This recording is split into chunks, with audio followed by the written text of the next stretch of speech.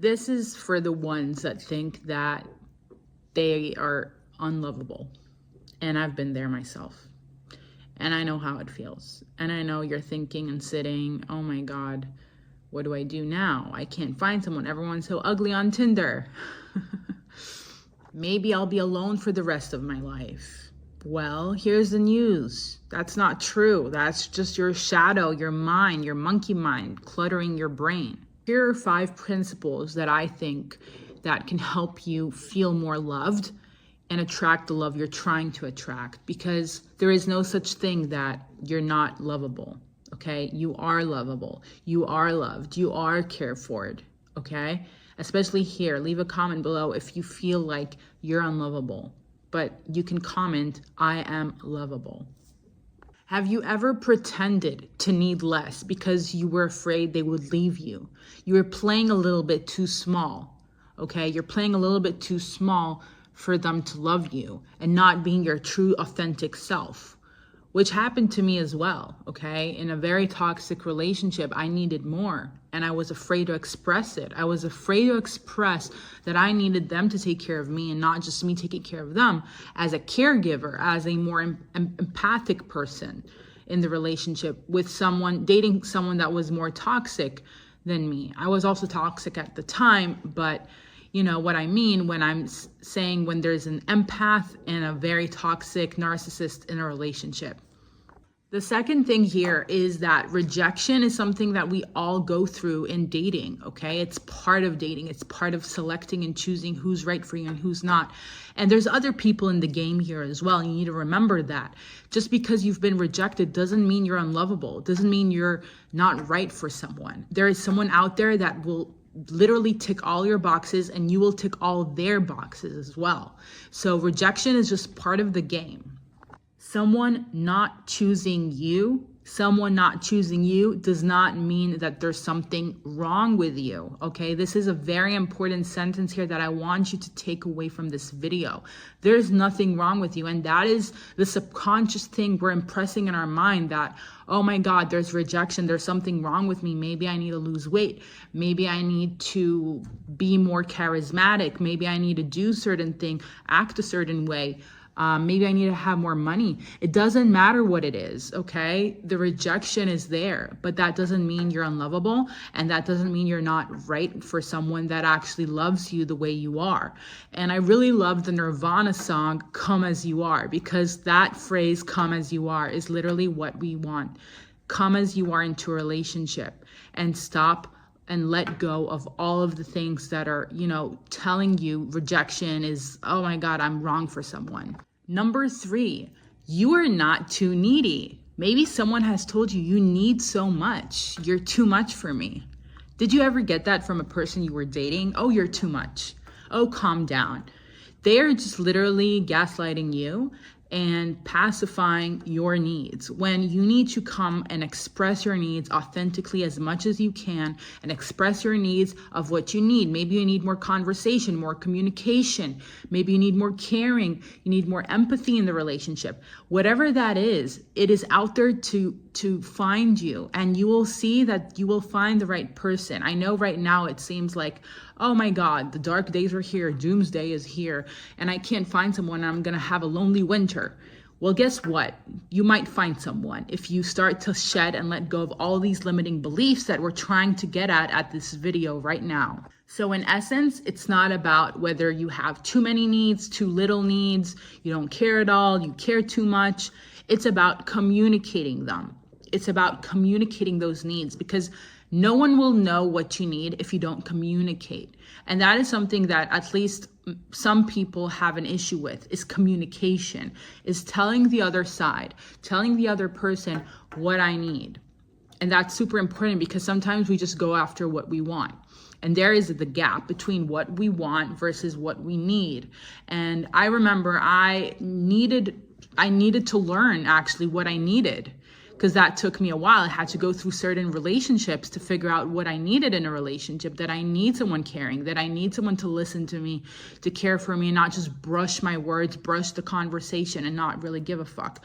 So I'm just saying you need to learn what it is that you need and not just go after what you want. Like, I love hot girls. I love a hot person. I love, I like people that have money. I'm just giving you just random examples, okay? I'm not that, superficial here. So it's all about communication. And if you can't tell the person, I need you to communicate with me in a certain way. I need more physical touch. I need more words of affirmation. You can go by the 5 love languages. I don't think you need to go so into classification of each category, but I want you to first communicate. The 4th one is actually kind of missed out on and overlooked. It's about being yourself, because at the end of the day, you want to be yourself and be the most authentic self and stop auditioning for love. When you're auditioning for love in a dating app or on a dating or a date night or whatever, you're auditioning and you're actually trying to interview. And you forget to actually ask yourself, do I like them? Do they actually check my boxes? And those things are kind of questions that you need to look at as well. Instead of just, am I good enough for them? Do they like me? Will they like me? Am I hot enough? Am I cute enough? Am I making enough money for them? Am I answering to what they need? So you're like putting yourself lower and putting them on a pedestal automatically just from the first date. And this is how you literally get a rejection, because they can sense that, and everything is energy here. Everything is energy. And I think this point number 4 of like not auditioning and stop to audition for love, I think that is something that people should put more attention into and try to ask yourself, can I be my goofy ass self with this person? Can I, do I like myself? Do I like the person I'm becoming? Can I grow with this person? Obviously, you won't have all the answers on the first date, but at least you can get a hint. You can get some intuitions. You can see some green flags. You can see some red flags. Is this someone, usually you could see that if someone is giving you support, they are believing in your thing, whether it's your career, whether it's your goals, your projects, whatever it is. It's super important that you actually put yourself with people that want to grow with you, especially if you're an entrepreneur or you're going through a difficult path, like becoming a singer like myself, or growing my YouTube channel, doing different things that actually, are kind of difficult. The last thing and the 5th thing here, the 5th point is, there's never going to be someone perfect. And you yourself don't have to be completely perfect. You need to be healed enough, but there isn't such a thing. You need to be completely healed. You need to be completely perfect, because relationships are there for us to learn. They're there for us to grow. They're there for us to learn certain soul lessons that we came into this life to learn. And it's so important to give a chance to the other person and give a chance to yourself to learn the certain things that you need to learn. And you really don't need to heal yourself completely in order for you to find love.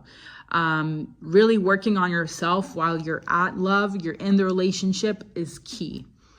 The last thing here is about receptivity.